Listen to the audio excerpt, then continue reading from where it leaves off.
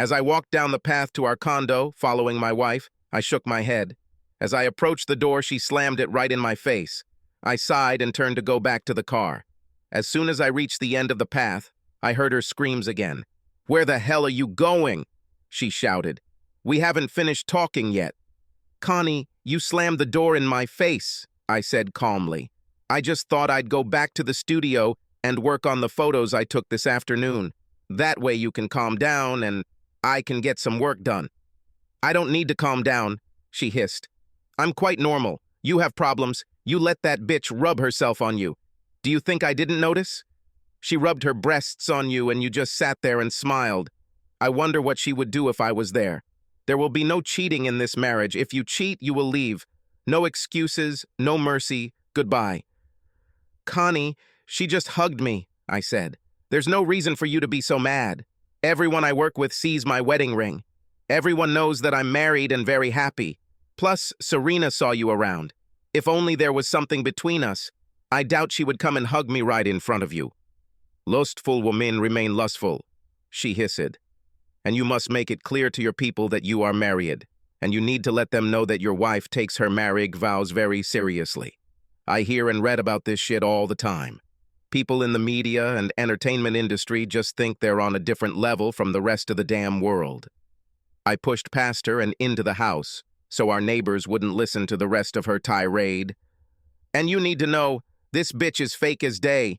She probably has breast implants, butt implants, a nose job, collagen in her lips, reshaped cheekbones, whitened teeth, bleached hair and leg extensions." She snapped. "There's nothing real about her. Hell, I'd look like that too if they did all that stuff on me." "Leg lengthening?" I said, shaking my head. "I thought it was an exercise." "Don't be stupid, Rob," she said. "You know how they do it. This bitch is almost 6 feet tall and bony. She has almost no hips, but she has a bubble butt.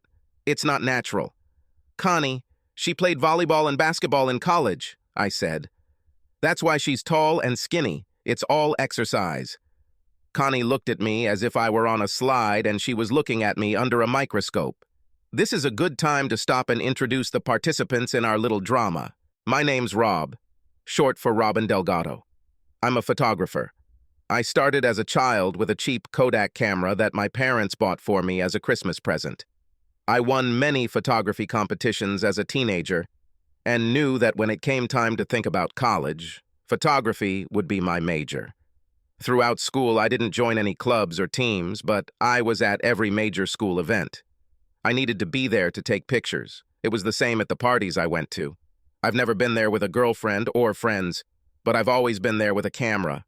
There was one girl, Melissa Mulligan, who thought I was cute. She often asked me why I didn't participate in anything. She found it strange that instead of joining in and experiencing life, I preferred to watch it from the sidelines. I've thought about this often and only recently found the answer to her question. It's not that I didn't participate in life. Each of us has a part to play in the great drama that is life. My role in this drama is to photograph events so that people who could not attend can see great, beautiful, or tragic events with their own eyes. In my particular case, I noticed that life is messy and ugly, even at the best of times. And even when you have those truly beautiful or sublime moments, they look better to me when they're focused through my camera lens. Everything just looks better through the lens. My wife Connie and I have only been married 2 years. I am the owner of my own agency. I have several photographers on staff, and we shoot everything from fashion to magazine work. Often models or artists who are concerned about their image will tell us what parties or events they are going to.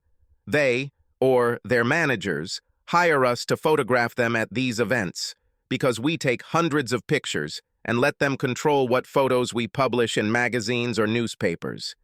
This way, only photos that represent them well are visible.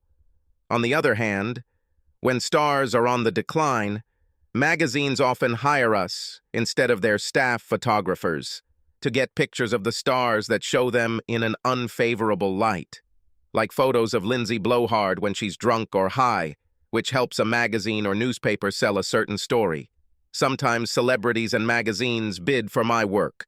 The magazine wants bad photos, I get them, and the star or their management finds out and pays me more than the magazine offered to make sure the photos never see the light of day.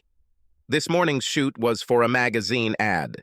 One of the models, Serena Vaskova, a nearly 6-foot Russian beauty, as mentioned, hugged me after the shoot ended. I've worked with Serena a couple of times now, and she's a really nice girl. Her strong Russian accent makes her seem exotic. Her pale, gray eyes and long legs don't hurt either. Despite everything Serena calls her a bitch, Serena is rumored to be a 23-year-old virgin. She's also on her way to becoming a bona fide supermodel. She does everything right and ends up on a lot of covers. It also doesn't hurt that he often asks me for his filming. I seriously wouldn't mind using her influence to get bigger and better assignments, but that won't happen if Connie makes a scene every time we work together. Just stay away from that bitch, Connie says. Promise me this? She calmed down, so I tried to reason with her. Okay, Connie, I said. If you don't care about us losing the cruise I wanted to give us for Christmas, it'll be your way. What do you mean? She looks at me with curiosity. Serena asks me often, I began. She's on her way to the top as a model. She makes an incredible amount of money and has a big say in when, where, and how everything is done on her shoots. If she asks me personally, I get more money, which means I can buy more and better things for you. I mean, we're married. Long after Serena's career as Flavor of the Month is over, we'll still be together. But if I'm on set with her, even though you saw me today, there are always a lot of other people bothering you. I'll just stop working with her. There were a lot of people there, she said in a hesitant voice. There were 3 hairdressers, 2 makeup artists, and their assistants. Her agent was there, her representative, her personal assistant, all my assistants, the client's representative, the fashion designer and his assistants, and 4 other models, all of whom also had their employees, I said. I think there must have been about 50 people there, and there always is. Okay, she said reluctantly, but I don't want you to ever be alone with that bitch. I'm still not happy about it because you're too obsessed with your cameras and your career to notice the little things. But I'm a woman, and I know how women think. And this girl wants you. I promise, I said. I will never allow myself to be in a situation where Serena and I are alone. Now, why don't you make us a nice brunch while I sit on the computer and edit the bitch's photos so I can sell them and make us some money? I went to my office and sat down at the computer. The equipment I had at home was the same editorial software I used in the office. It allowed me to work from home when I just didn't want to go to work. While I was working on photos from the morning shoot, a call came in on my iPhone. Rob, where are you? Asked the caller. I already told you that we need test shots as soon as possible. It was Frederic Bontemps, Serena's manager. I couldn't stand this guy. He was narcissistic, like them all. His French accent, which was also fake, irritated me beyond belief. I should never have let you take those photos. You're not famous enough, he said. You don't have enough history or portfolio. Now I have to reshoot the entire shoot. Fred, I said. He didn't like being called that. He preferred his name to be pronounced Friedrich. This only proved what an idiot he was, because by pronouncing it that way, his name was German. And there was not much love between the French and the Germans. However, it was all academic because it was fake. But I'm tired of his crap, so I decided to let him know. About Friedrich will wear out, he said sharply. I am French. Fred, the internet is a wonderful place, I said. If you know what to do, you can find out almost anything. Sometimes you can even find out why. Unfortunately, I couldn't find out why. Why what? He asked. Why would a guy born Fred Thompson in Corpus Christi, Texas, want to pretend to be a French modeling agent? You have a lot of pictures from your high school days. You were in the drama club, weren't you? I don't think your dad would like that. You're not cut out for football. They take sports very seriously in Texas, don't they? There was silence on the phone. I found a video of you in the musical Oklahoma. You were a damn good singer, Freddie. Also, why did you become Free Dick? I mean Frederick, which, by the way, I didn't find either. I also couldn't find any record of you actually going to college for a BA in art and fashion, which is hanging on your office wall. even when I looked up the college where your degree came from. You were actually listed there as a student, but you dropped out of study. It says you dropped out for financial reasons. My guess is that Dad didn't want to pay for your fashion education, but I could be wrong. What's the point? He asked slowly. I think you're going to tell everyone this, huh? No, I said. I'm a firm believer in live and let live, Frederick. With everything I've heard, degree or not, accent or not, you're very good at what you do. Me too. At least I try to be. All I want from you is to let me do my job. Believe it or not, I'm working on test shots even as we speak. I told you that you would have test shots to show your client by the first morning, didn't I? Yes, he said. A little bit of Texas slipped through when he said that. Actually, you'll have test shots by this evening, I said. In fact, I'll send you the first 5 pictures now. I clicked some files on the computer and sent them to his office. We were both silent for a few minutes, and then he said, "Oh my God." "Hey, Frederick, that didn't sound French," I said. "These photos are great," he said. I don't know how, but wait. While I was waiting, he was doing something at his desk. I don't know. It's not because of the lighting in the photos, but Serena has never looked better before. Whatever you do, it works. I would really appreciate it if you could give me the rest of the pictures on time. I won't bother you anymore. And Rob, he said, what you said earlier about keeping my secret, thank you. A little later, after I put the phone down, there was a knock on my office door. I opened it, and Connie walked in with her best friend, Jessica. "Where's lunch?" I asked. "Oh, that," Connie said. "I was too busy talking to Jess. Why didn't you tell me about the party tonight at the Dalton Hotel?" "Because I'm not going there," I said. "I had 2 parties planned for tonight. I decided to shoot the one in Buc-Cadillac. There will be a couple of really important politicians at that party. History could be made there tonight and—" "You mean one of those moneybags might actually tell the truth?" she interrupted sharply. "It would be historic, but unlikely. They're all lying, Rob. You should switch and film another party. Jason Hamster will be there. You know how much I adore him. I'd really like to get his pictures. Remember what I told you, when did we get married?" "Sorry, honey, but I already assigned Ed to film that party," I said. "My things are already at another hotel. Changing assignments so close to the event would be chaos." Her face fell. "Next time I get the chance, I will not only take photos for you, I will take you with me and introduce you," I promised her. She returned and spent the rest of the day chatting with Jessica. I never got lunch. Connie. "God, you're so lucky," Jessica said admiringly. "Your husband is so sexy." We just watched as Rob loaded a couple of camera bags into the trunk of his Mustang and headed off to a boring party at a boring hotel. "And his work is so cool," she continued. "Just think, he did a fashion shoot with Serena Voskova this morning and a party with important politicians tonight." "It's not that great," I said.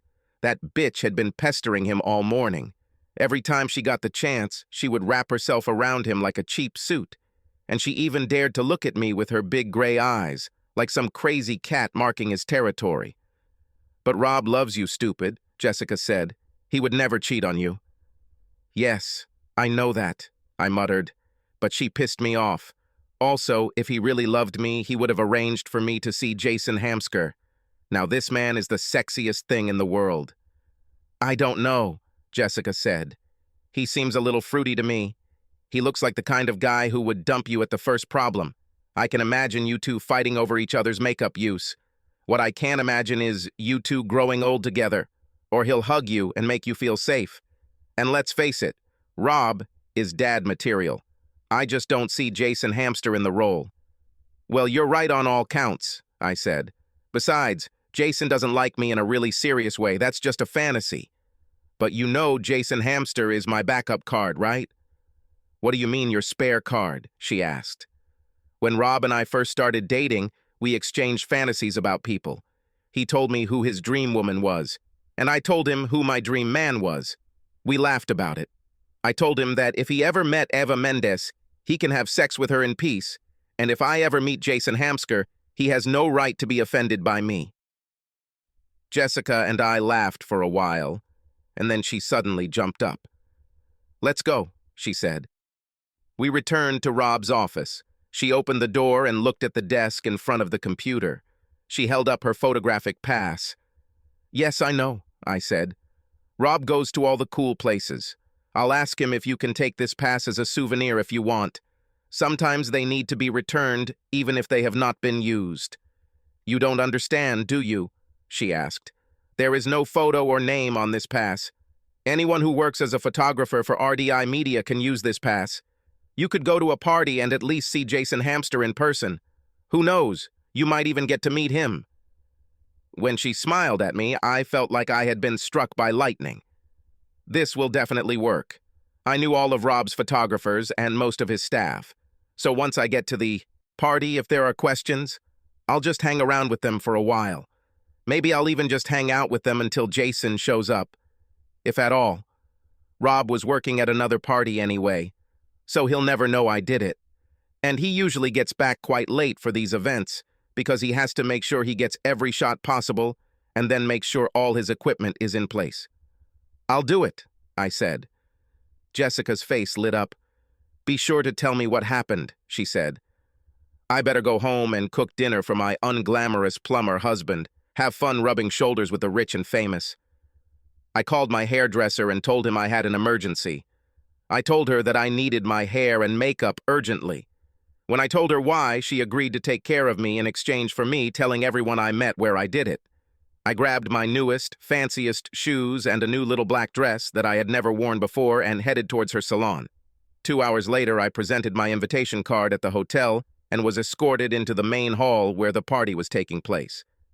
As soon as I showed my photographer's pass, the security personnel and employees simply stopped paying attention to me.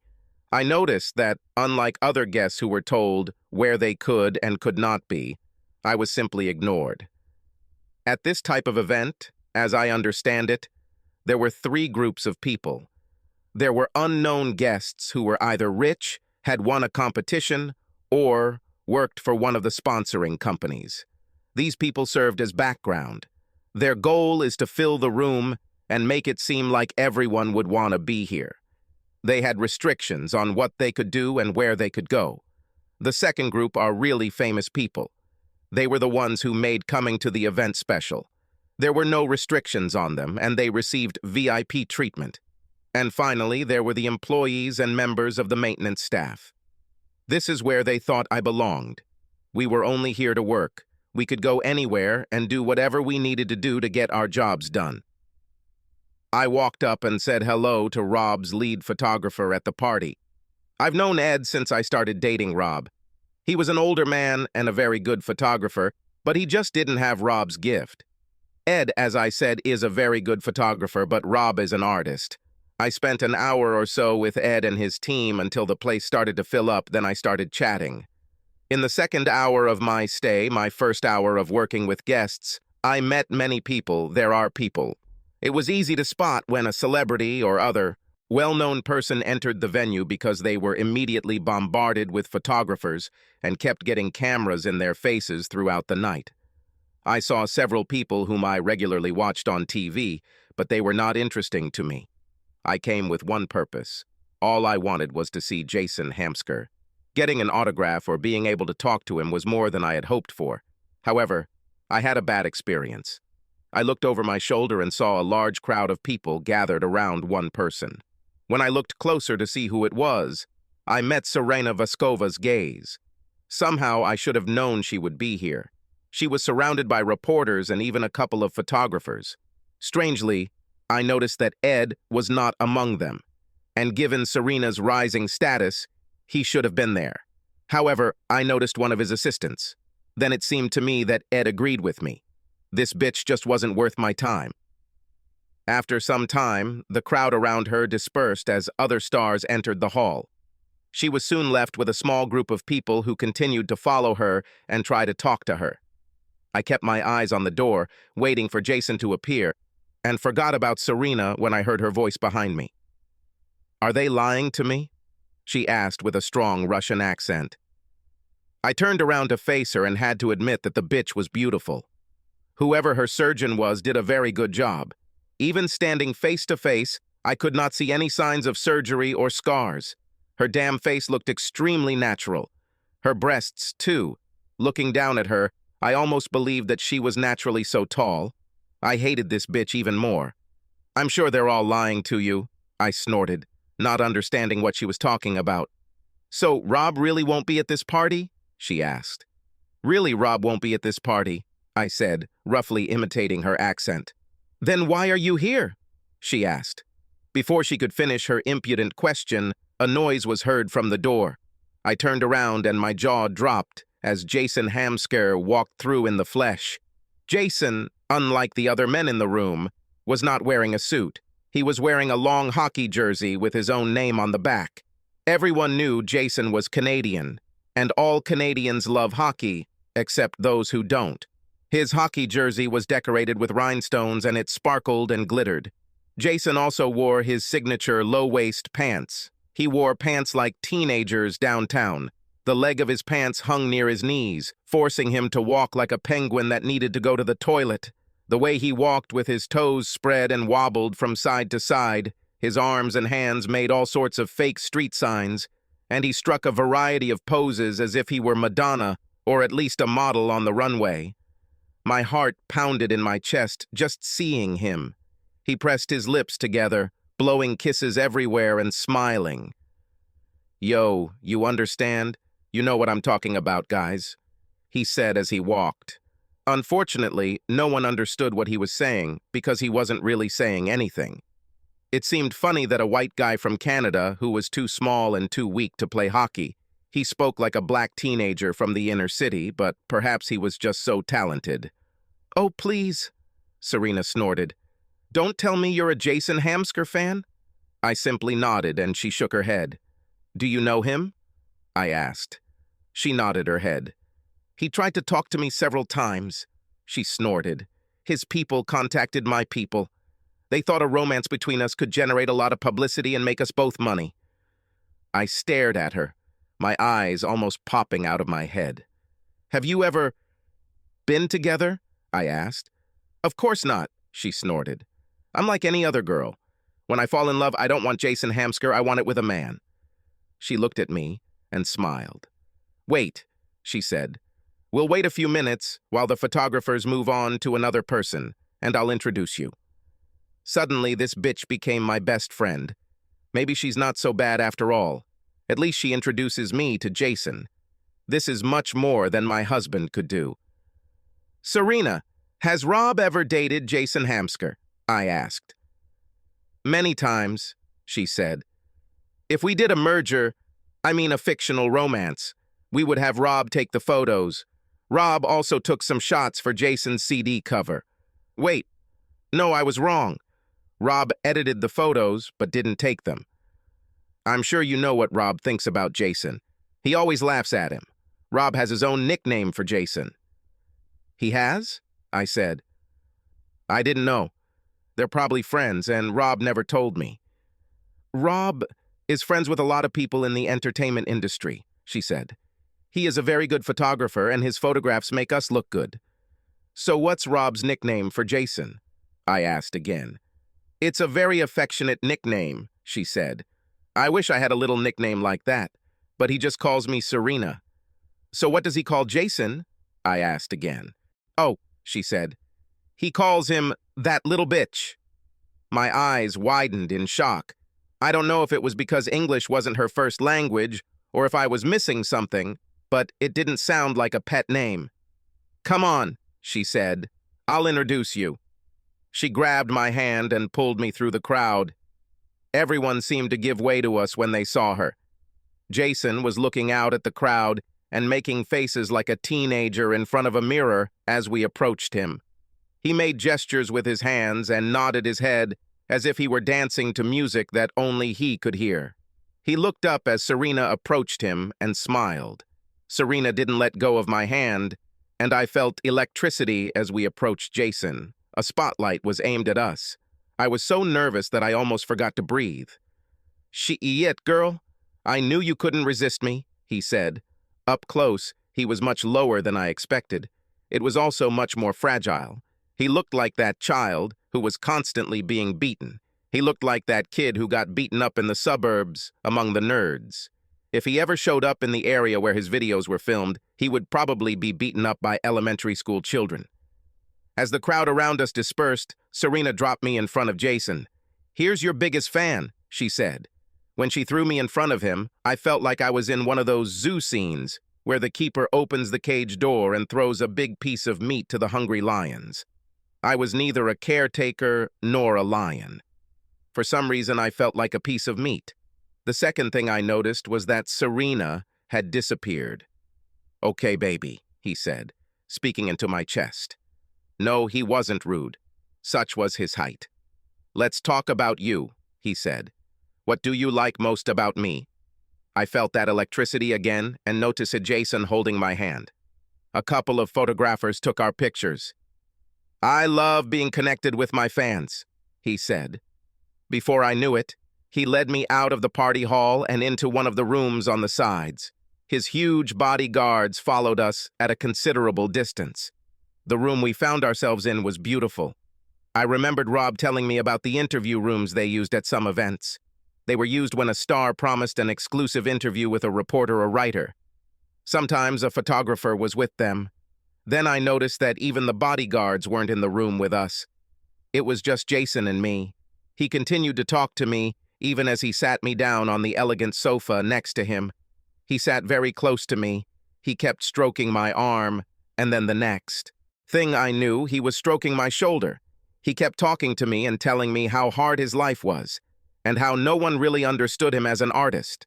He talked about how he wanted to overcome the limitations of his art and create music that would be considered the next generation of classical music. He said that he wanted to make sure that in 200 years people would remember Bach, Beethoven, and Hamster. I didn't even notice how his hand moved from my shoulder to my chest. I knew it was wrong to let him touch me, but it was Jason Hamsker. Damn it, he could do whatever he wanted to me. I was sure Rob would understand. Jason put his hand under my dress, and strangely, there were no goosebumps. I didn't dream about my husband the way I dreamed about Jason, but if Rob touched my chest or even my leg, I was ready to have sex with him right away. I then realized that I had to stop him, but I didn't. Ron will never know anyway. He started talking about his new song, "I Think About You," while making love to her, and even sang it a little while he spread my legs. I fainted.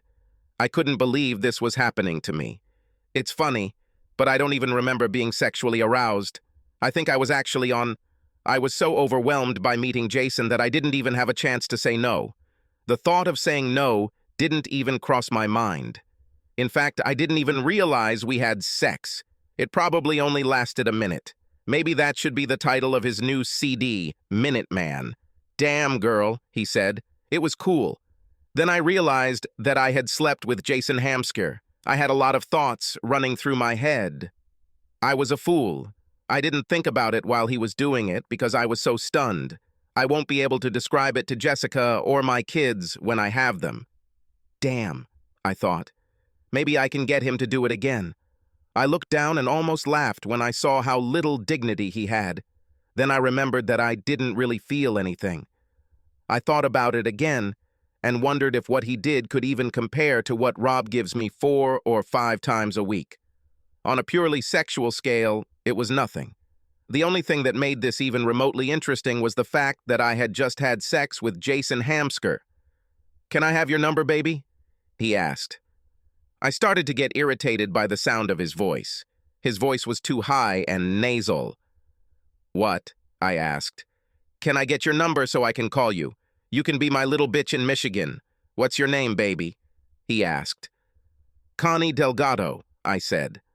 As soon as I said this, I began to realize that he was not at all what I had imagined. I also didn't like how he called me a bitch. "Did you say Delgado?" He shuddered as he sat up. My eyes widened when he said that because all traces of his accent disappeared. "Did you say Delgado?" he asked again. "Are you somehow related to Robin Delgado, the photographer?" "I'm his wife," I mumbled. "Oh, damn," he said. His English was perfect. All the pretense of streetness has disappeared. "You probably shouldn't tell him that," he said. "Oh, damn," he repeated. "Rob is a friend of mine. He's done the covers for every CD I've ever gone platinum. It wouldn't be a good thing to be on the bad side with him. Some of the concepts he's developed for my covers are like art. We need to keep it real. Secret. Why did you even do this? He asked. Then he slapped his forehead as if a light bulb had suddenly gone on. It was that tall Russian giraffe, wasn't it? I knew that bitch didn't love me. These Russian women just don't like blacks, he said. But, Jason, I began cautiously. You're not black. Whatever, he said. He took his phone out of his pocket, pressed one button, and two large, muscular bodyguards opened the door. Get me out of here, he said. The bodyguards looked at each other in bewilderment. Ah, guys, get me out of this mess, he said. We need to hurry home before this gets serious. The officials grabbed him by one hand and dragged him out of the room. They looked at me as if I were some kind of threat to him. When I returned to the main room, where the party was still in full swing, I began to look for a way out. Before I reached the middle of the hall, Serena stood in front of me. How was it? She asked. Nothing happened, I blurted out. She grinned and nodded. You just spilled milk on your dress, right? She asked. Have you ever... I started. She looked at me as if I was stupid. I'm a virgin, she said. I didn't want my first time to be with that troll. When I do, it will be with someone worthwhile, someone I love. I'll rush home to tell him my side of the story before you get to him, I said. I tried to walk past her, but she blocked my path. You don't have to rush for me, she said. Maybe you can sleep with a couple more celebrities. Anyway, I'm not going to tell him. I can't afford it for several reasons. I just looked at her. My manager is Frenchman Frédéric Bontemps. He saw the test shots we took today and said I've never looked better in my life. I need Rob to keep taking pictures of me. Even the Frenchman says he's getting the best out of me. What other photographers can't? People tend to shoot the messenger. So if I tell Rob what you did, I might lose the photographer. You don't have to worry about me. I can't guarantee the same regarding everyone else here. Also, I can't guarantee the photos of you and Jason that were taken when I introduced you. Good luck. You'll need it. I looked around the room as she turned and left. The party continued in full swing and was likely to last until midnight. It was only 10. I left the building and went home. As soon as I got home, for some reason, perhaps out of guilt, I started drinking. It was all that Russian bitch's fault. I started the day hating her. She flew into the shoot in the morning as if she were some kind of Russian princess. She ignored all the stylists who were waiting for her and sat down to start talking to Rob. Apparently, she thought I was one of Rob's assistants because she didn't even notice me until she tried to send me out to get coffee. Rob then told her who I was. Every time she changed outfits, she ignored the stylists and designers and came up and asked Rob what he thought about her appearance. Finally, when the shooting ended, she came up and brazenly wrapped her body around my husband while I was sitting next to him. She knew who I was and still wrapped herself around him. It was like watching a cat in heat. And when I got to the damn party, she introduced me to Jason Hamsker. Since she had a past with him, I'm sure she knew what a bastard he was. The feeling of being thrown to the lions was more than justified. I really believe she did it on purpose. Vodka seemed to help me understand Russians better. Serena told me a couple of reasons why she wouldn't give me away, but she only gave me one of them. Vodka cleared everything up. Serena didn't deceive me, but she hid the most important reason. She couldn't tell Rob, not because she was afraid of losing the photographer. The bitch didn't want to lose Rob. It was in front of me the whole time. Serena was in love with my damn husband. She didn't want to tell him about me because if he reacted the way she said, he wouldn't want anything to do with her, and she wanted to pick up the pieces after my failure. It was clear howdy. The reason Rob, he said, pulled things out of her that no one else could was because, whether he knew it or not, he inspired her. The light in her eyes came from the fact that the bitch loved him. That's why she was constantly flirting and approaching him to see if he liked the clothes she wore for pictures. As I sat and sipped my drink, I thought about all my mistakes that day. For most of the time Rob and I were together, I heard how spoiled and childish celebrities could be. He told me time after time that their attitude was spoiled and they were not like ordinary people. He also told me that they are not real people. There is always something missing in them. They look more like caricatures than real people. Then I thought about many things. Rob dated Eva Mendes several times, according to Serena. Serena was sure that Rob would never start anything with her if given the opportunity. The biggest blow for me was that Rob rejected Serena herself. I was shocked that he turned down one of the most beautiful women in the world and instead told her how beautiful he thought I was. He loved me so much, and I just spread my legs and slept with Jason Hamsker without thinking about him. Jason Hamsker slept with me and called me available, then practically ran out of the room when he found out I was married to Rob. He was more worried about losing Rob as a photographer than about how I was feeling. He didn't even give me a minute of attention. It was as if I was nothing. Despite all the damn songs he muttered about true love and sacrifice, Jason Hamster was a bastard. Rob was much better in every way than Jason Hamster will ever be. Jessica was right all along. I don't know if I was actually drunk, but I fell unconscious. Slave, an emergency call from Ed made a terrible evening even worse. Ed's wife was pregnant, and just before the party he was filming was about to start, she left to give birth.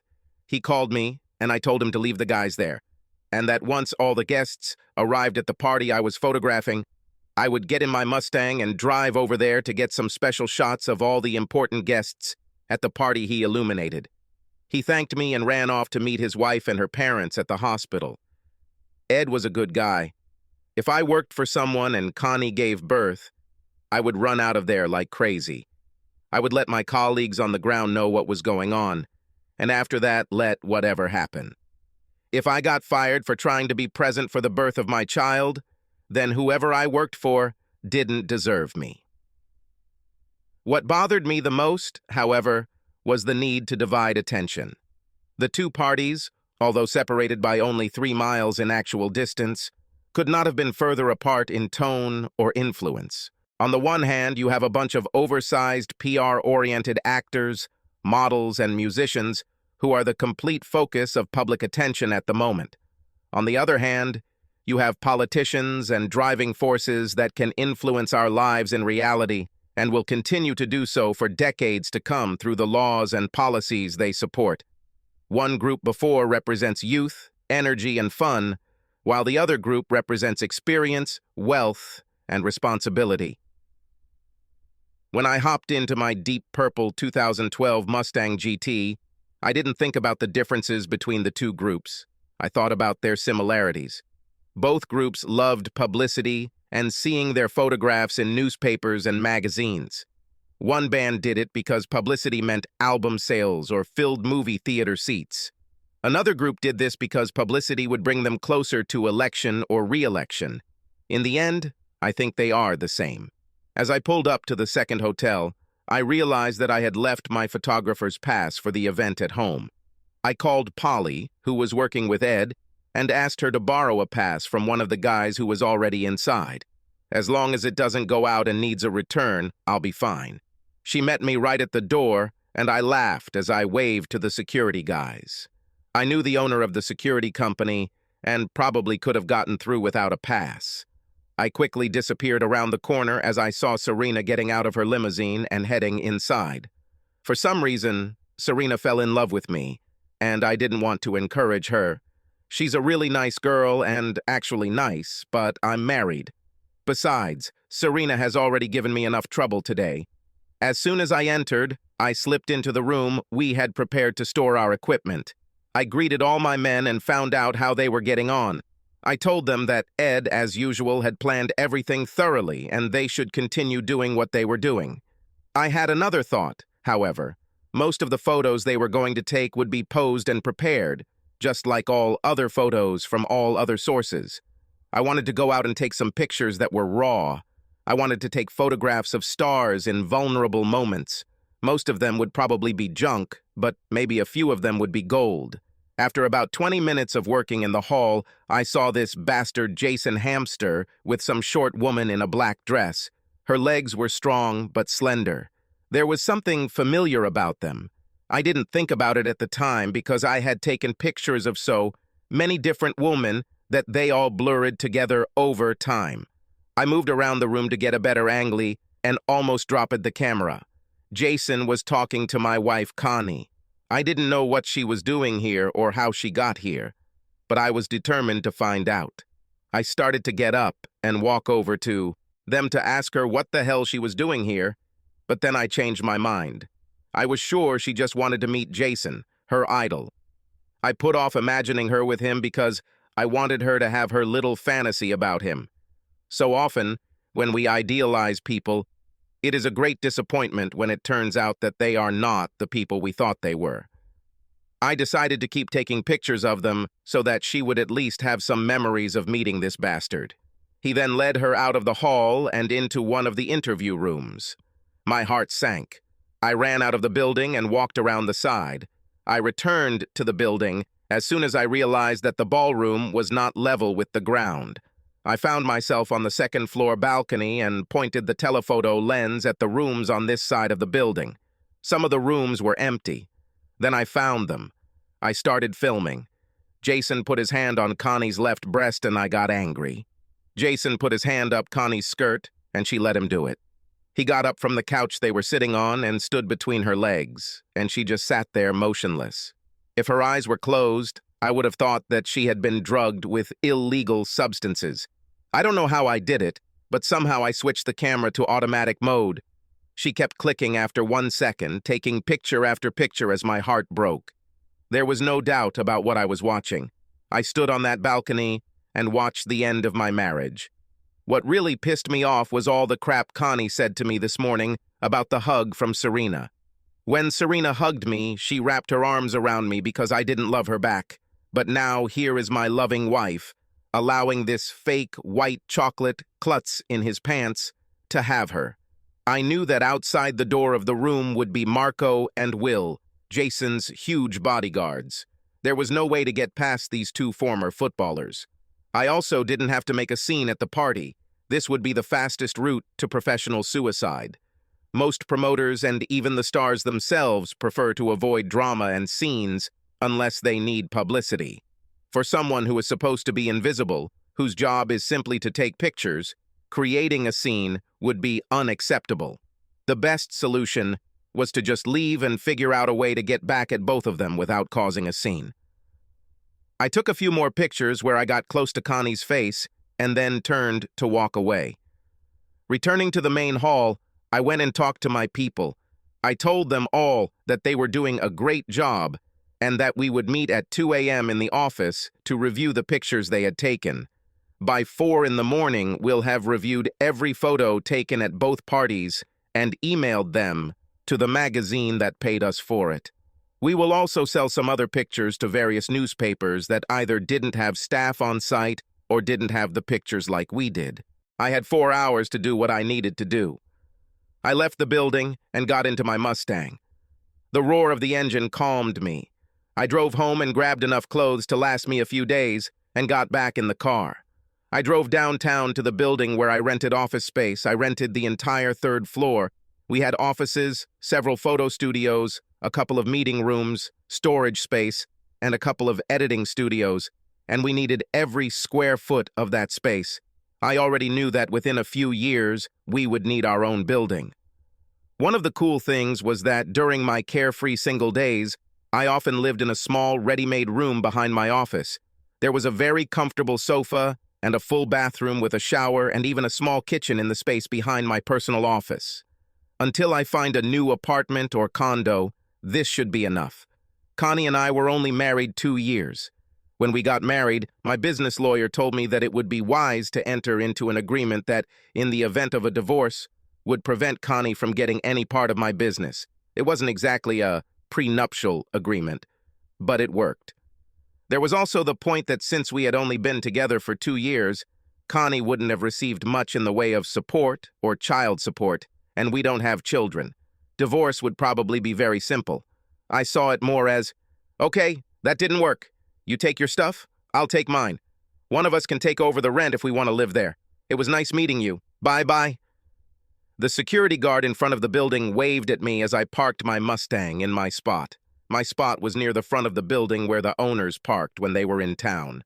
I had a great location because, renting the entire 3rd floor, I was one of their largest tenants. The security guard, Greg, was used to our unusual schedule. We came and went almost around the clock because the media worked around the clock.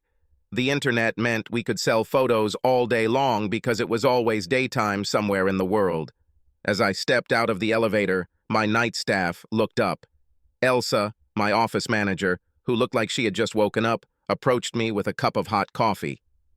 "I didn't expect you until 2, she said. "I didn't expect to be here either," I replied.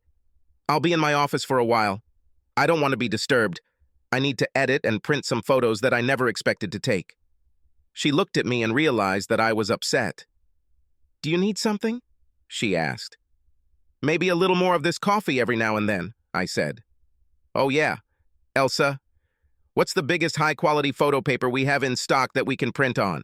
"I think we have some 18 by 24-inch glossy cardstock left over," she said. "Great, bring me some of this," I said. "How many sheets?" she asked. "As many as you can find," I said. "I need at least 10, but 20 would be better. If we don't have that much, then bring me whatever you have, and then move on to the next largest size." I worked alone in my office. I downloaded the photos of Connie's infidelity onto my computer, and then selected the most incriminating ones. I started with a few innocent shots of Connie standing in front of Jason, looking fascinated. Then I worked on a couple of shots where they both entered the room. I then used a series of their conversations, and finally I started working on shots of the act itself. There was a shot of Jason holding his hand on Connie's chest, and she allowed it. I superimposed a close-up of the hand on the chest below. The next shot showed his hand under her skirt, and Connie wide-eyed but not stopping him. The next shot showed him spreading her legs. And the last shot I used was of them during the act. I took one last sip of coffee and sent all the pictures to the main printer. The printer in my office wasn't big enough to print on sheets of that size. I went to the printer in the main office area, and I waited while the pictures were printed. I printed them in reverse order, so that if we ran out of large paper, the most incriminating pictures would be larger. When all the pictures were printed, I took them and left the building. It took almost 2 hours to process, select, edit, and print the pictures. I told Elsa that I would be back to help look through the pictures of the evening. I returned to the apartment, and I must admit I was still in shock. Maybe because the shock had not yet passed, but I did not feel overwhelming pain. I was icy calm. I think the prospect of buying a new car would be more stressful than the thought of the end of my marriage. I expected to find Connie in our bedroom and hoped that she would be asleep. 1 out of 2 wasn't too bad. In fact, it was closer to 0 out of 2. Connie was not in our bedroom, and although she was not conscious, she was not actually asleep. Most likely she was simply passed out from drinking, considering the almost empty bottle of vodka that was still in her hand. This raised a lot of questions for me. Was she drunk when she went into the room with Jason, or was she drinking to ease her guilt? I don't think it mattered to me anymore. I left her where she was and went to the bedroom to begin my plan. I got out a roll of duct tape and started putting squares of duct tape on the walls of our bedroom and along the hallway to the bathroom. Once all the pieces of tape were glued down, I took out a jar of pins and added a pin to each piece of tape. After that, I went back and threaded the pieces of fishing line to the pins. It looked like a very sparse but complex network of transparent plastic lines. It was almost like a spider's web all over the apartment. I went back into the living room and picked up Connie. I picked her up and carried her into our bedroom, covering her with a blanket. I then took all the photos I had printed and attached each one to the fishing line in a specific order. Right above the bed was a photo of her meeting her idol, Jason Hamsker. The photo was hung at eye level, so it was the first thing she saw when she woke up.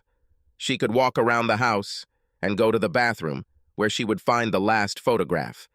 In the last photo, I used a thick white marker to write her a message. It was very clear and consisted of just one word, so she would understand it even in her hungover state the next morning. I turned off the light as I walked back through the apartment, looking for anything else I could take with me. In the morning, I will call my lawyer and begin the divorce process. Connie. I was completely stunned when I woke up the next afternoon. The sun should have been shining on me through my window, but it wasn't. When I opened my eyes, I noticed the sunlight was shining on the bed next to me, but somehow it wasn't shining directly on me. I also noticed that I was in bed. I shouldn't have been in bed. The last thing I remember is that I was sitting on the floor in front of the sofa and drinking. How did I end up in bed? Rob must have put me to bed when he got home this morning. Then I noticed Rob wasn't there. It didn't make sense. Rob's work, like most others, had certain patterns. Template path was that after working the night's event, he would usually spend most of the night editing and selling shots, and then we would both sleep the next day. Not only was Rob not in bed with me, his side of the bed looked like no one had slept on it. The poor guy probably came home, saw me on the floor, put me to bed, and then went back to work. I smiled, even though my head was foggy and pounding. That bastard Jason would never do something like that. I don't know what attracted me to Jason Hamsker. He doesn't sound anything like his music or his videos. Looks like Rob was right. He's just not a real person. When I fully opened my eyes to get out of bed, I stared straight at the photograph hanging above the bed. Even as I considered the contents of the photo, I wondered how it got there and who hung it. The photo clearly showed me in my now ruined black dress, standing in front of Jason the previous evening. I had never seen myself in this dress before. If I had known that it was so tight and that it made me look so cheap, I would never have worn it. I tore off the photograph and then saw behind it, a little further away, another photograph. This one, Jason was holding my shoulder and moving to the side. When I stood up, I realized that I still couldn't stand, and that my hangover was much worse than I thought. I almost hit my head on the wall when I fell. I looked up, and there was another photo after the second one, and another one after it. I struggled to my feet and walked around the room, looking at each photograph and finding that each one was worse than the last. As I walked through a series of photographs along the corridor, I noticed that the perspective and angle had changed. Since the photographer could not shoot through a closed door, either the second photographer or the same one continued to photograph us from outside the room. In the middle of the hallway, I saw a few pictures of Jason and I sitting on this beautiful couch in the interview room. My heart sank, and I realized what I was looking at. The only question in my mind was how far the photos went and how angry Rob was with me. By this point, it was obvious to me that Rob himself had taken the photos, even though he wasn't supposed to be at the party. When I went through the photos in the bathroom, I realized how well he knew me. Looking at the pictures of Jason doing to me what no married woman should ever allow any man other than her husband to do, I felt sick. The next photo was near the toilet and showed Jason spreading my legs. As soon as I threw up in the toilet, I saw the last photo. It was placed at eye level if a person were to hold their head near the toilet. It showed Jason having me and Rob using one of those white markers he used to highlight details in photos, wrote, "Goodbye." The shock of this message made me vomit again. What the hell did he mean by goodbye? I splashed my face with water. My head was still pounding, so I swallowed a couple of aspirins and brushed my head, to get rid of the taste of both alcohol and vomit. I called Rob's cell phone. He called and called. After the 10th call, I received a message that the number had been changed and no more information about this number was available. Then I realized that Rob was taking the situation seriously. He didn't give out his personal number to very many people.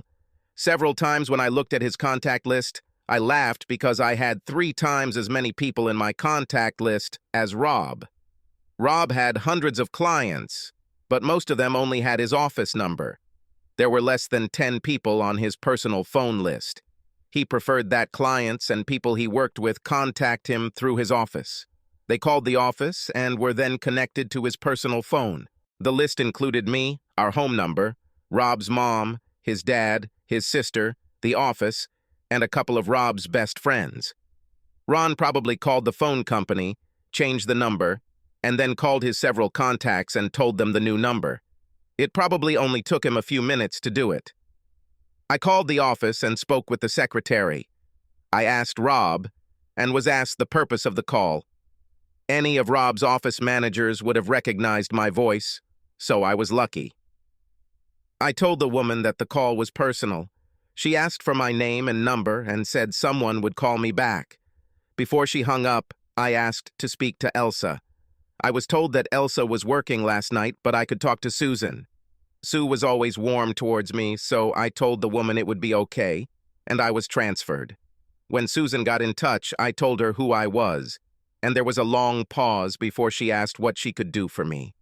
I told her I wanted to talk to Rob and that I'd be downstairs soon. "Listen, Connie," she said. "I know there's something going on between you and Rob right now. I'm married too, and I know every relationship has problems from time to time. I don't know what's going on between you, and I'm not taking sides. Except mine. I'm paid to do what Rob wants.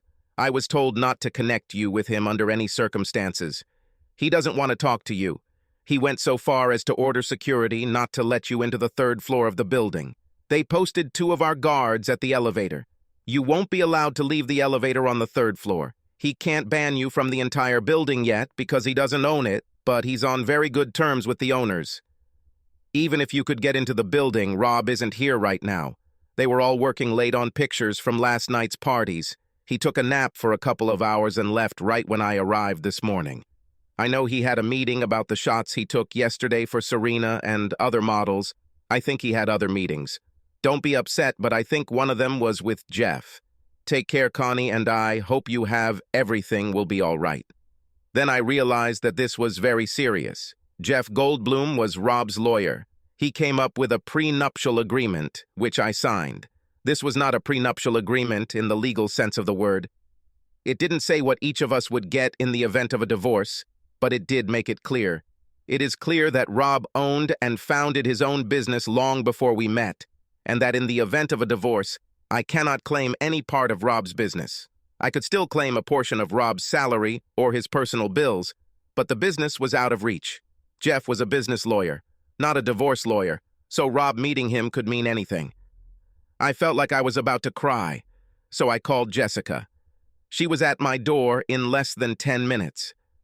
As soon as I opened the door, she started asking me stupid questions about that idiot Jason Hamsker. "Have you met him? How is he really? Did you get his autograph? Do you have his photos?" She asked, all in one breath without pausing. "Oh, damn, you look terrible," she said. "So what went wrong? If you're not happy, then you obviously didn't meet him. What happened? Can you stop for a minute so I can fucking say something?" I answered sharply. She just nodded her head. "I actually went to the party," I said, "and that bitch Serena Vaskova was there. She introduced me—" "Wait," Jessica exclaimed in shock. "Have you spent time with Serena Vaskova? Are you, like, friends or something?" "No," I said, "but she's not as terrible as I thought. Anyway, she introduced me to Jason and—" "You're kidding me?" Jessica exclaimed. No," I interrupted her. "He's not at all what he looks like on TV or in the videos. First of all, he's only about 5 feet tall. He's a fucking troll. His accent is fake. Everything about him is fake, and he's got a small one in his pants." "Wow," she said. "You didn't do what I think you did?" I nodded and started crying.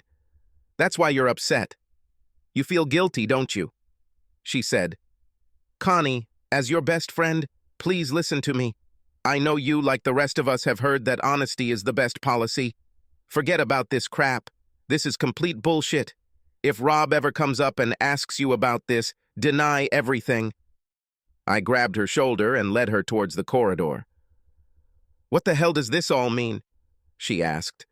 When she started looking at the photos, her jaw dropped. "You need to make sure Rob never sees these photos," she said. She walked up and down the hallway, taking photographs. When she got to the bathroom and saw the worst of them, she looked at me. "You weren't kidding," she said. "You actually slept with Jason Hamsker? How was that?" "It was like not having sex," I said. "He called me approachable. When he found out I was Rob's wife, he was more worried about Rob stopping taking pictures of him than how it made me feel. He's not a street guy, and his accent is fake. He's a complete creep." "Then you really need to make sure Rob doesn't find out," she said. "Jessie," I said quietly. "Yes," she smiled. "Rob took those damn photos," I screamed. What do you think he meant that last one when he wrote goodbye? Since I woke up this morning, I couldn't contact him. He has changed his mobile number and people in his office are working for him. They wouldn't let me talk to him even if he were there. What about your agreement? She asked. What are you babbling about, Jess? I asked. You said you and Rob had an agreement. He could sleep with Eva Mendes and you could sleep with Jason Hamsker. Rob is a man of his word. You just need to remind him of that. How can I remind him of something when he won't talk to me? I asked. Then find someone he talks to and have them remind him, she said. It was actually not a completely stupid idea. I didn't have any better ones anyway. I needed to find the right person to do this. Jessica and I spent the rest of the day trying to figure out what to do. I was glad she was with me because I felt terrible and having someone to share my pain cut it in half. But Rob didn't waste any time either. The next morning, I received a call from a lawyer asking if I could meet with him about my divorce. He asked for my lawyer's number because he didn't want to meet with me without a lawyer present. He said that as long as I find a lawyer, he can send me copies of documents for review. Because it was a simple divorce, he thought that if I had a lawyer, the whole process could be completed and filed in court in a week, and in 6 months, 3 months, with the right judge, the whole thing could be over. He was waiting for my answer. Where is your office? I asked. He gave me the address and said he would be available all day. I got dressed and went to his office. I dressed modestly for the meeting. I just wore jeans and a blouse with the leather jacket that Rob loved so much. I was shown into his office and he stood up to shake my hand. He looked around as if he was expecting someone else. When he extended his hand to shake, I pulled my hand back, and as soon as I was within reach, I hit him as hard as I could. This is an attack, he complained. No, it wasn't an attack, I said. It was therapy. If you look in any medical journal, they will tell you that the way to treat people who are in shock or behaving irrationally is to give them a hard, stinging slap to the face. It helps reorder their brains so they start processing again. Information. Yes, she smiled. Rob took those damn photos, I screamed.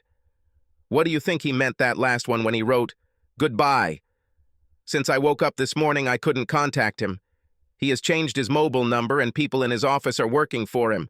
They wouldn't let me talk to him even if he were there. What about your agreement? She asked. What are you babbling about, Jess? I asked. You said you and Rob had an agreement. He could sleep with Eva Mendes, and you could sleep with Jason Hamsker. Rob is a man of his word. You just need to remind him of that. How can I remind him of something when he won't talk to me? I asked. Then find someone he talks to and have them remind him, she said. It was actually not a completely stupid idea. I didn't have any better ones anyway. I needed to find the right person to do this. Jessica and I spent the rest of the day trying to figure out what to do. I was glad she was with me because I felt terrible, and having someone to share my pain cut it in half. But Rob didn't waste any time either. The next morning, I received a call from a lawyer asking if I could meet with him about my divorce. He asked for my lawyer's number because he didn't want to meet with me without a lawyer present. He said that as long as I find a lawyer, he can send me copies of documents for review. Because it was a simple divorce, he thought that if I had a lawyer, the whole process could be completed and filed in court in a week, and in 6 months, 3 months with the right judge, the whole thing could be over. He was waiting for my answer. Where is your office? I asked. He gave me the address and said he would be available all day. I got dressed and went to his office. I dressed modestly for the meeting. I just wore jeans and a blouse with the leather jacket that Rob loved so much. I was shown into his office and he stood up to shake my hand. He looked around as if he was expecting someone else. When he extended his hand to shake, I pulled my hand back and, as soon as I was within reach, I hit him as hard as I could. This is an attack, he complained. No, it wasn't an attack, I said. It was therapy. If you look in any medical journal, they will tell you that the way to treat people who are in shock or behaving irrationally is to give them a hard, stinging slap to the face. It helps reorder their brains, so they start processing again. Information. He looked at me like I was crazy, still holding his face where I hit him. "But I'm not crazy," he said carefully. "If you think I'm just going to leave and give Rob a divorce, you're wrong," I blurted out. "Rob is mine. I love him. My marriage is not over just because I made a terrible mistake. Besides, Rob has no grounds for divorce. We have an agreement." "What agreement?" he asked. "Have Rob call me and we can talk about it," I said. "Well, since you're here," he said, "can we at least discuss a settlement?" "There will be no settlement," I said, "so there's no point in discussing it." "Then I don't have to ask Rob to call you," he said. "Rob gave me his legal credentials and told me to handle the divorce. He's focusing on his career right now. In fact, he's about to go on a business trip. One of his clients got a big order and brought Rob to it. This could be the biggest thing he's ever done. It will take weeks to prepare, so he may be away for a long time. Also, he needs to find a new place to live, depending on what you decide to do with the apartment you're currently renting. Jeff thinks it's time for Rob, whether you two stay together or not, to buy a house. So leaving the apartment may be a good decision for him. Perhaps he can be persuaded, in exchange for a quick resolution of the issue, to pay the rest of the rent for you." "No deal," I said. "Once Rob and I sit down and talk things through, you'll be out of the game. There are some things you might want—" He started, but I walked out while he was talking. Afterwards, perhaps I should have listened to him. On the way home, I stopped at the grocery store to buy a few things for dinner and was surprised to find that all my credit cards had been declined. I went out to the car and called the bank from my mobile phone. It turned out that Rob had paid off all my credit cards and canceled them. Although the cards were in my name, they were linked to his accounts and were essentially his credit cards. I went to the bank. I decided that I would just write a check from the account and would use the cash for my purchases while Rob recovered. This is where I came to my senses. All of our accounts were actually Rob's accounts, and he removed my name from all of them. I only had about $100 in cash, and it wouldn't last long. When I got home, I flipped through the phone book and found a lawyer. The first lawyer I called took my case on retaliation terms. If I stay married, Rob will have to pay for his services. If I get divorced, I will pay his fee from my settlement. We called Rob's lawyer again and made an appointment. Rob's lawyer was insufferable. In a matter of hours, he went from, "I'll be here all day," to the earliest he could get a meeting was next week. He also arranged for a copy of the divorce papers to be sent to my lawyer. My lawyer looked at me and started shaking his head. "If this goes on too long, you'll have to get a job to pay me," he said. "What are you talking about?" I asked. "You haven't been together long, and you don't have children," he said. "Most judges won't give you much anyway. Your husband is filing for divorce on grounds of infidelity and claims he has photographic evidence. At the same time, he appears to have an agreement signed by you that does not allow you to receive what, or from, his business. He seems to reinvest most of the business income back into the business and pays himself a small salary. You are unlikely to get anything out of it. In fact, when he paid off your credit card in the morning, the amount that he paid out was more than you could have expected to receive in settlement. You seem to spend a lot on clothes, don't you?" "What are you trying to say?" I asked. "If the divorce goes this way, you'll probably have to pay your husband," he said. "And you're broke. You need to look for a job right away, or at least accept this settlement. That'll give you $25,000 in cash, and you can stay in the apartment until the end of the lease." "And how much do your terms cost?" I asked. "At $200 an hour, you already owe me about $1,000, he grinned. "That will leave you with $24,000 if you sign it now. I'm in no hurry. We can fight to the end." "Am I in a good position?" I asked. "Does he have photographs?"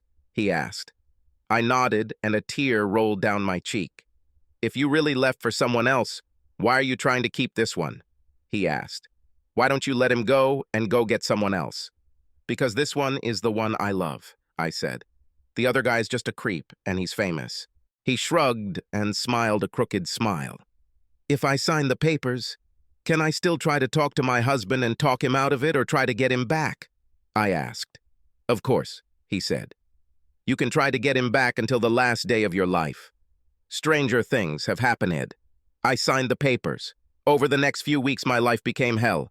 I found out that the judge had ordered our divorce and it would be final in 6 months. Rob never returned to the condo. He sent one of his assistants to collect the rest of his belongings. She only took Rob's clothes and personal belongings. When I asked her about the rest of his stuff, thinking I might argue over some of his stuff and Rob would have to come and pick it up in person, she just shrugged and said he'd buy new stuff. Then it got even worse. I started seeing little news reports and pictures on TV about Rob and Serena. Serena was chosen for both the Sports Illustrated swimsuit issue and the Victoria's Secret catalog. On both occasions, Rob took photographs. They've also been seen together too many times for it to be a coincidence. I always knew that she wanted my husband and would eventually get him. At the same time, Rob's business was doing very well. He had to turn down the opportunity to shoot the cover for Jason Hamsker's new CD. Jason had to shoot the cover very soon, and there just wasn't room in Rob's company schedule. Jason threw a fit and refused to work with anyone else, but Rob stood his ground. Everyone was wondering why Rob would turn down the job when he could have easily sent one of his employees to set everything up and then just jump in to shoot. But I knew. I knew Rob and Jason knew too, but neither of us talked about it. A couple of weeks later, I found out that I was pregnant. I demanded to see Rob. I asked my lawyer to contact the judge and stay the divorce until the baby was born. The meeting was not what I expected. There were 5 of us. I imagined it would be Rob and his lawyer and me and my lawyer. I thought we would kick the lawyers out of the room and he and I would just talk.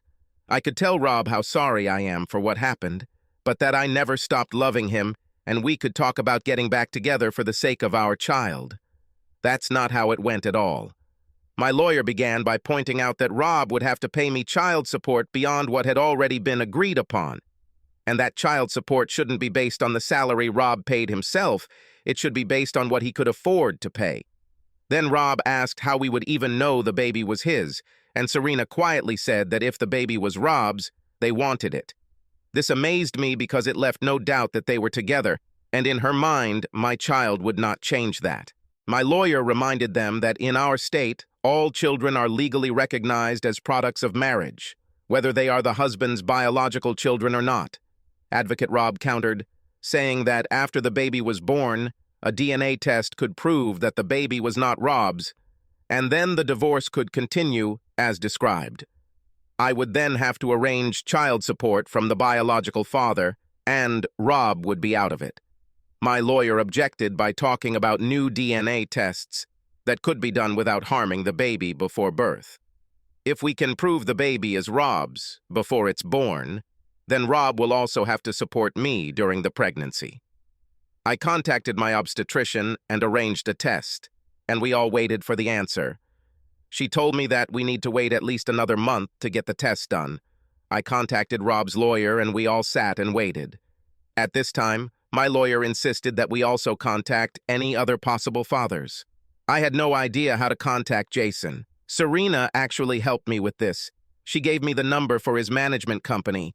They were less than warm when I contacted them. Serena also gave me Jason's personal number. She had never used it and wasn't sure if it still worked, but I tried it. As soon as Jason answered the phone, I immediately knew it was him. "Hello, who is this?" he asked. "Jason, this is Connie," I said. "Do you remember me?" He had no idea who I was. I explained to him and he got angry at me. He blamed me for his problems with Rob. He said it was my fault that the cover of his new CD was bad. Then I told him that I was pregnant. He was actually happy. "Now, if you and Rob get back together, maybe he can take my damn cover," he said. "Jason, I'm calling because the baby might not be Rob's," I said. "I really hope that's true, but..." "Damn, girl, you should have used a condom," he said. "Jason, you don't understand," I said. "Maybe you..." All I heard was a beep. I tried to call the number back at least 10 times that day. By the 8th call, I was told that the number had been changed. I went back to calling his management and never got a call back. The next few weeks were unremarkable. I spent a lot of the money I got from Rob while getting the condo ready for the baby. The day of the test finally arrived, and surprisingly, Rob came to my doctor's office to be with me during the test. We had a chance to talk while I was waiting for the doctor. I was nervous as hell. Rob came over and took my hand. "I always wanted us to have children," he said. "Rob, it wasn't supposed to work out this way," I said. "We were still supposed to be married. We just have to make the best of what we have," he said. "Rob, it was a mistake. Jason Hamsker is a creep," I said. "I know," he said. "That's why I never introduced you to him. I was also a little jealous." "Why did you have to be jealous?" I asked. "I loved you so much," he said. "And Jason was kind of a fantasy for you. Remember that stupid deal we made?"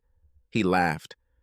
"Yes, you broke it," I said, with tears rolling down my cheeks. "Connie, it was never serious," he said. "When we got married, we made a vow to never cheat on each other. Whether it was with Jason or even Eva Mendes, it had to be just the two of us."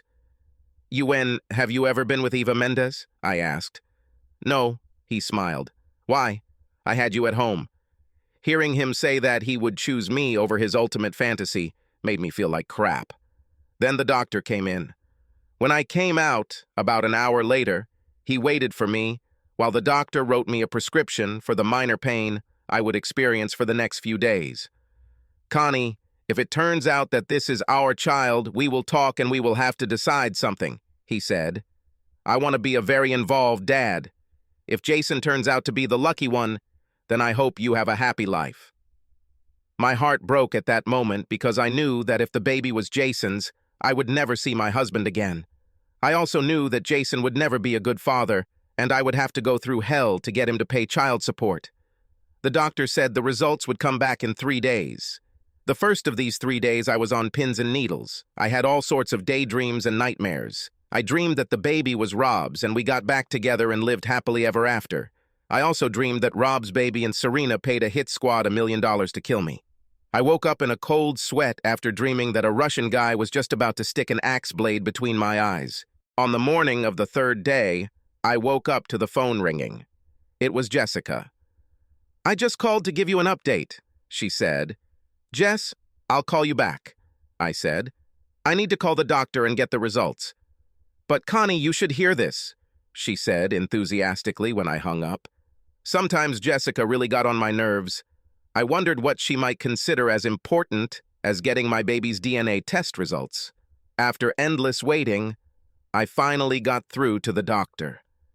"We did the test several times," she said, "and there is no doubt about it. I hope you can rejoice." My heart jumped, and I started smiling. I knew Rob wouldn't let Serena even scratch the mother of her child, let alone kill her. And I was sure that, as he said, Rob wanted to be an involved father. That in itself meant that I might push Serena out of the picture. "The man who came to the office with you," the doctor continued, "under no circumstances can he be the father of the child." I dropped the phone and started crying. It shouldn't have been this way. Finally, after crying for about half an hour, I stood up and realized that I just needed to contact my lawyer. Jason was rich. I may not have loved him, but he was legally obligated to take care of me and his child. I hung up and started thinking about how I could convey this to him. Almost immediately, the phone rang again. I picked up the phone. "What the hell is wrong with you?" said Jessica. "Have you seen it yet?" "Saw what?" I asked. "Turn on the TV," she said. I walked over to the TV and turned it on. On the screen was a huge photograph of Jason Hamsker. Oh, damn, I thought. Probably his new CD is coming out today. The whole world will go into hamster fever. "From the world of entertainment comes this shocking news," the announcer said. Pop star rapper Jason Hamsker, a Canadian with a surprisingly urban style, was gunned down last night. Hamster was in the projects area on Detroit's east side, filming one of his stylized gangster rap videos when he walked off the set during a break. He decided to talk to several locals, who reacted poorly to his style of dress and manner of speaking. Hamsker's bodyguards were severely beaten. I was shocked. I switched to another channel. The world mourns the loss of Jason Hamsker, the announcer said. Finally, on another channel, I got a different perspective on the situation. The suspect, who faces life in prison, was interviewed while being escorted by police, the announcer said. The scene showed a black guy with long dreadlocks being escorted by police in handcuffs. The reporter put the microphone up to his face and started asking questions. Remorse? Hell no, I don't feel any remorse. How the hell was I supposed to know who he was? He came here with 2 big guards, walking around like he was Queen Elizabeth. But he was from here, said the reporter. He was from this area. All his songs said he was from here.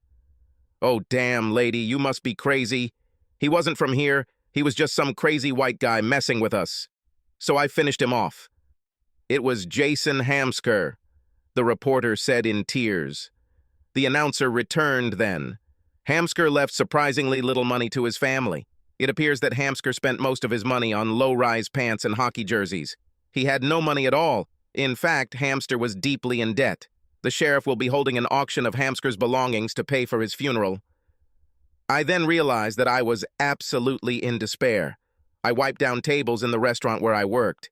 It was hard to wipe down the damn table because the towel I had was bone dry. It was rush hour, and I needed a table for a couple of guys who had just walked in. I was dead tired from standing all day, and being able to earn some overtime would really help my budget. Most of the money I made went towards daycare for the child and food for both of us. I moved to a smaller place that I could afford and tried to rebuild my life. I didn't watch or follow any entertainment news because I was still trying to get over Rob and our divorce. A year passed and I haven't heard anything from him. I think somewhere deep down, I hoped that he would get tired of Serena, or vice versa, and he would come looking for me. Someone turned on the TV and I looked up when I heard the guys in the diner all sigh. "Damn! This woman, beautiful!" one of the guys shouted from behind me. I didn't have the heart to tell them that my husband had once abandoned her for me. Maybe it was vanity, but the realization that Rob loved me and just settled down with her made me feel happy. I listened to what the announcer was saying. Victoria's Secret model and Sports Illustrated cover girl Serena Vaskova announced her retirement today. The 24-year-old model is pregnant and set to marry her fiancé, celebrity photographer Robin Delgado. Vaskova told reporters that she won't miss her old life. That's it. What she ever wanted was to be a wife and mother. Delgado replied that Serena was the woman of his dreams and that they would grow old together and their children would be fat and happy. I went back to wiping the table, and suddenly dampening the rag was no longer a problem. The tears falling from my eyes did a great job of that. Subscribe to our channel so that your second chaff doesn't cheat on you, and go ahead and listen to the next story, because this story is nothing compared to the next one. If you're under 18, don't even think about listening to the next one.